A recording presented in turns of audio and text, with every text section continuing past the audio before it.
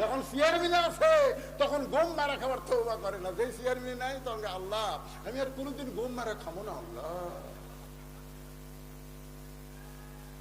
যৌবন বয়স হচ্ছে আল্লাহর কাছে সবচাইতে পছন্দনীয় বয়স।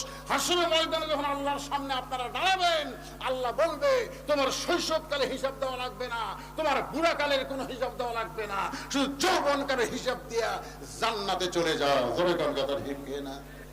আল্লাহ কোরআনে বলেছেন লা ইউকাল্লিফুল্লাহু নাফসান ইল্লা উসাহা, তোমার কষ্ট হবে এমন কিছু আমি আল্লাহ তোমাকে সাফাই দেই নাই। তার মানে বোঝা গেল আপনি অসুস্থ মানুষ, আপনার জামাতে নামাজ পড়া লাগবে না, আপনি বাড়িতে নামাজ পড়েন, আপনি যেখানেই পড়বেন সেখানেই আল্লাহ পাক আপনাকে সওয়াব দিবে। তবে শর্ত হলো যৌবন বয়সে নামাজ ধরা লাগবে। 7 বছর থেকে নামাজের তালিম দিতে হবে। কয় বছর? আর 10 বছর থেকে